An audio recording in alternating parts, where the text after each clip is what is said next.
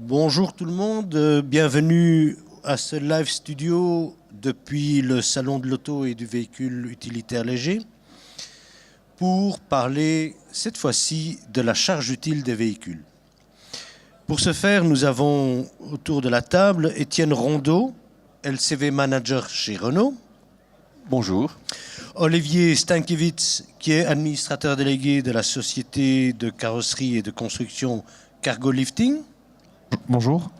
Et Frédéric Bastin, le responsable fleet de la société BAM Galère, qui est une société de construction et donc un utilisateur. C'est exact, bonjour. Alors, il y a quelques années, quand j'ai commencé à travailler à écrire des articles sur les utilités légères, il y avait trois catégories. 1,8 tonnes, 2,5 tonnes et 3,5 tonnes. Et apparemment, ça a évolué. Maintenant, on parle de 2 tonnes, 3 tonnes et 3 tonnes et demie. Alors, Étienne, à quoi est-ce dû? Alors oui, donc je confirme que sur 20 ans de temps, les véhicules utilitaires ont pris environ 200 kg d'embonpoint. Et donc, autant pour les petits, 1 tonne 8, 2 tonnes, 2 tonnes et demie, 3 tonnes, c'est pas trop impactant puisque le constructeur va pouvoir augmenter la masse au sol du véhicule. Par contre, en 3 tonnes et demie, le permis B, le poids du véhicule augmente, mais pas le permis. Et donc, on est toujours limité. On a de moins en moins de charges utiles. Et donc, l'embonpoint, comme je pourrais l'appeler, il est dû principalement aux obligations européennes qui nous arrangent en tant que consommateurs. C'est les normes CO2, c'est l'environnement, c'est la sécurité. Oui. Quelle est la charge utile dans ces trois catégories actuellement? En fait, la charge utile ne va pas varier énormément du plus petit au plus grand. On va parler, le plus petit va commencer à 500 kg. Le plus grand, au mieux, Olivier nous confirmera après construction, mais au mieux, on est à 1 tonne 2. Donc, on va doubler la capacité de charge. La grande différence entre le plus petit et le plus grand, c'est le volume le plus souvent. Mais l'utilisateur n'a pas toujours conscience que plus on augmente le volume et plus on augmente le poids. 1 tonne 2, c'est très peu pour un véhicule de grande taille. Comment est-ce que les utilisateurs réagissent quand vous leur dites pourrez charger 1 tonne 2? Souvent, ils trouvent que c'est pas assez. Déjà, certains utilisateurs, pour eux, 3 tonnes 5, c'est la charge que l'on peut mettre dans le véhicule. Certains n'ont pas toujours la notion que la masse maximale autorisée d'un véhicule, poids total au sol, est de 3 tonnes 5. Voilà. Et pour une société de construction, je suppose que ça doit poser vraiment un grand problème, parce que pour vous, le volume, ça compte pas. Voilà, si je pouvais avoir 1 tonne 2, je serais déjà content pour donner les chiffres dont Étienne vient de parler. Moi, les petites camionnettes, c'est 400-500 kilos, effectivement, et mes plus grosses camionnettes, 3 tonnes et demie, qui sont des châssis, des plateaux double cabine, je suis à 980 kilos de charge utile. Et on a dû batailler et configurer les véhicules pour arriver à cela, parce que j'ai connu une époque où les véhicules arrivaient avec 600 kg de charge utile. Ça veut dire qu'on mettait les passagers, la boîte à tartines, et c'était fini. Oui. Est-ce que c'est dû uniquement aux équipements de sécurité ou d'antipollution? Ou est-ce qu'il y a d'autres raisons? Non, principalement, ce sont les équipements de sécurité. Donc, ça semble juste quelques lettres, mais ABS, airbag, ESR, ESP, tout ce qu'on peut imaginer, c'est chaque fois des boîtiers qui font 2-3 kilos. L'époque catalytique est maintenant l'AdBlue depuis 4-5 ans. Un AdBlue, c'est un réservoir en plus qui fait 25 kilos. Et donc, plus on va équiper le véhicule, Frédéric disait tout de suite, pour transporter 6-7 personnes, 6-7 personnes, c'est des banquettes en plus. Bon, ici, on n'est pas en sécurité, mais plus on va configurer le véhicule pour savoir réaliser des prestations supplémentaires, et plus le véhicule va peser lourd. Est-ce que les équipements que demandent les clients sont également plus lourds? Alors, plus lourd, non, parce qu'on travaille aujourd'hui différemment avec des matériaux plus légers, comme notamment l'aluminium, comme ici les véhicules que Frédéric utilise. Où à l'époque, c'était des constructions qui étaient faites, je dirais, full acier, avec peut-être des planchers bois, des planchers acier, des coffres en acier. Aujourd'hui, on travaille avec du full aluminium pour justement dégager une charge utile maximale. Donc le carrossier peut effectivement apporter des solutions pour compenser cet embonpoint. Tout à fait. Et je pense que le carrossier, son rôle est dès le départ dans le choix du véhicule. Je pense que le client final, avant d'acheter un véhicule, quelque marque que ce soit, doit d'abord savoir ce qu'il va en faire, ce qu'il va charger, et voir avec le carrossier et la marque qu'il aura choisi pour configurer le véhicule le mieux adapté avec la meilleure charge utile. Voilà. Frédéric, est-ce que vous en tenez compte dans les appels d'offres? Puisque vous êtes responsable fleet, donc je suppose que vous lancez des appels d'offres. Est-ce que vous leur dites, pour le carrossier, ça ne peut pas être plus que autant de tonnes Disons que on connaît notre métier, donc on sait ce dont on a besoin. On a la chance d'avoir une expérience dans les utilitaires et donc depuis de nombreuses années de les configurer, de les améliorer au fur et à mesure. Et que ce soit Étienne ou Olivier sont une source de conseils et nous font connaître les nouveautés sur le marché et nous proposent des solutions qui sont des solutions pour gagner du poids, notamment l'utilisation de l'alu, mais bon, ça coûte plus cher. Et donc, en réalité, on définit notre besoin et il nous aide à réaliser avec les contraintes qui sont les contraintes aussi dont on n'a pas parlé mais qui sont une réalité. Les véhicules utilitaires deviennent au niveau du confort aussi pratiquement au niveau des voitures de tourisme. On y met l'air conditionné, on y met du GPS, on y met beaucoup de choses pour que nos chauffeurs qui roulent beaucoup soient aussi dans un environnement de travail agréable et ça aussi, ça pèse sur la charge utile.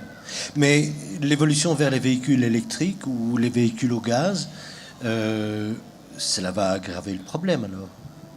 Oui, au-delà du fait de l'autonomie qui est encore limitée, effectivement, les batteries pèsent très lourd et on imagine mal de les mettre en place, nous, demain. Étienne, est-ce qu'on peut dire que ces véhicules sont de facto réservés aux transporteurs volumineux? Comme disait Frédéric, c'est vraiment, il faut définir le besoin.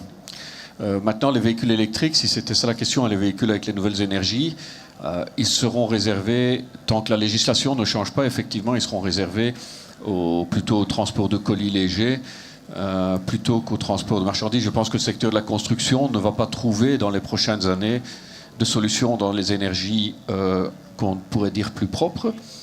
On a fait des études, je n'ai pas les chiffres en tête, mais où le poids de l'énergie, donc on va dire 1 litre de diesel ou 1 kilo de batterie ou 1 litre de gaz, le poids de l'énergie permet une autonomie beaucoup plus importante, jusqu'à 10 fois plus importante en diesel par rapport à de l'électrique par exemple. Et le gaz se situe entre les deux.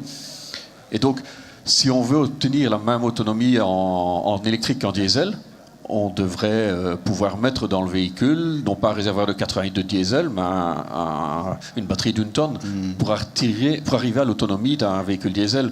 Et là, c'est tout simplement impossible. Oui. Et pour un constructeur, c'est le même problème. C'est comment carrosser un véhicule qui a du gaz ou des batteries électriques. Ça prend de la place aussi. Donc pour vous, ça rend la tâche plus difficile. Généralement, elles sont mises, je pense, dans le soubassement ou dans le châssis du véhicule. Donc là, ça ne doit pas poser de problème. Maintenant, ce qu'il y a, c'est que, comme disaient Étienne et Frédéric, au niveau poids total du véhicule, la tare d'un véhicule aujourd'hui qui pèse peut-être, je ne sais pas, 1600 kg, 1700 kg, 1800, si on rajoute 1 tonne de batterie, plus la transformation, on arrive à une charge utile négative. Donc... pas trop facile, voilà. Mais dans le camion, par exemple, la législation européenne autorise un poids total supérieur de 1 tonne lorsque le camion est équipé d'un moteur au gaz ou d'un moteur électrique. Est-ce qu'il y a une évolution similaire dans le véhicule utilitaire léger? Il y a effectivement un projet européen. Je ne sais pas s'il est validé ou pas validé, mais qui n'a aucun sens. C'est-à-dire qu'effectivement, l'Europe, dans un sens, dit effectivement pour les utilitaires légers, on devrait accepter, je pense que c'est 300 ou 400 kilos de plus quand ils sont sur une énergie propre. Mais par contre, l'Europe continue à exiger que pour rouler en permis B, le véhicule soit limité à 3,5 tonnes. Donc on pourrait imaginer de construire le même véhicule avec 300 kilos de batterie en plus. Il arrive à 3 tonnes 8, 3 tonnes 9. Et donc, l'utilisateur va être confronté à toute la problématique du permis camion, du tachygraphe, des limiteurs de vitesse, de la taxe kilométrique. Et donc, moi, si je pouvais soutenir une demande, un projet, c'est qu'on puisse redéfinir le permis C1, qui est de 3,5 tonnes à 7 tonnes, je pense. Passer au permis B+. Et faire un permis B+, qui serait moins impactant pour les utilisateurs et qui permettrait d'ouvrir le marché. Nos véhicules sont maintenant en sécurité, ils sont presque autonomes. Donc, la capacité du conducteur B ou C n'est plus tellement impactante pour un petit véhicule comme les nôtres. Mais on passerait alors de 3,5 tonnes maximum à combien? 4,5 tonnes, 4 tonnes 2. Moi, je pense que 5 pays, tonnes, je crois qu'il y a 5 tonnes serait la bonne cible. Parce que 5 tonnes, je pense qu'on arriverait à une charge utile de 2 tonnes, 2 tonnes et demie, qui répond mieux au métier, surtout de la construction. Vous y croyez?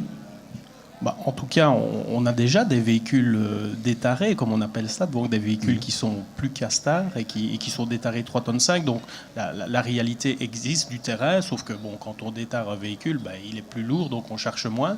Donc je crois que ce serait une vraie évolution pour notre métier en tout cas. Et quelles sont les chances que la politique suive? Vous avez des signaux? Est-ce qu'il y a une fédération qui pourrait demander au FEBIAC, par exemple, qui pourrait insister auprès des milieux politiques? Le sujet est remonté par FEBIAC déjà au niveau de la CA, donc la fédération au niveau européen. Mais c'est clair que quand on est vis-à-vis de l'Europe, notre voix a peu de poids. Ils écoutent bien plus, je dirais, tous les détracteurs qui disent qu'il y a déjà trop de camions sur la route, mais qui commentent leur mazout et qui le font livrer par un camion. Donc c'est quelque part le serpent qui se mord la queue. Quelque part, il faut accepter qu'il y ait des camions, des utilitaires sur les routes, et il faut peut-être, quelque part, comme ils sont maintenant sécurisés avec, comme je disais, ABS, ESP, ils sont presque autonomes. Pourquoi ne pas accepter que cette masse maximum soit augmentée de 3,5 tonnes à 5 tonnes? Les autorités européennes envisagent de faire baisser la limite pondérale à 2,4 tonnes pour le montage du tachygraphe, pour l'accès à la profession de transporteur routier et tout ça. Donc, ça veut dire qu'un véhicule de 3,5 tonnes sera obligé d'avoir un tachygraphe, d'avoir un permis camion et tout ça. Est-ce que ce serait une bonne évolution?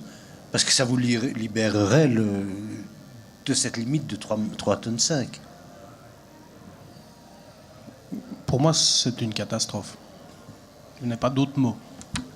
Parce que vous n'auriez pas de chauffeur Parce que, en tout cas, avec les contraintes aujourd'hui des permis C, etc., s'il faut commencer à passer et former notre personnel, c'est aussi impayable, parce que derrière tout ce qu'on est en train de discuter, il y a de l'argent, il y a une économie, et c'est déjà pas toujours évident. Mais alors, si on doit commencer à entrer dans cette notion de tachygraphe, ça deviendrait vraiment compliqué. Oui. C'est dû au dumping social. On voit les petites camionnettes polonaises qui sont 3,5 tonnes avec un espace pour dormir au-dessus de la cabine. Je les plains à cette période-ci, en plein hiver. Mais disons que ça risque d'impacter tout de même tout le débat de la charge utile. S'il arrive quelque chose, de toute façon, ça doit être européen, ça doit être le même pour tout le monde. Et alors, mon avis personnel, c'est pas qu'il faut le baisser à 2,4 tonnes, c'est qu'il faudrait partir du principe que tout usage professionnel d'un véhicule, et donc une voiture, une camionnette, un camion, doit respecter des normes de conduite et vérifier la fatigue. On va descendre à 2,4 tonnes, puis ça va être toutes les camionnettes et puis les voitures. Alors, tant qu'à faire, qu'on dise qu'à un moment donné, un usage professionnel doit respecter certains contrôles. Bon, nos voitures, les camionnettes sont bientôt autonomes, elles sont toutes connectées. Alors, plutôt que tous ces tachygraphes, tous ces appareils compliqués à utiliser, je pense que dans 10 ans, dans 15 ans, ce ne sera pas trop difficile, avec nos systèmes de track and trace et tout, d'avoir un suivi clair et un reporting clair de l'usage des véhicules. Donc, moi, je ne suis pas preneur pour mettre des tachygraphes ou des choses ainsi. Dans ce débat, tout n'est pas dit.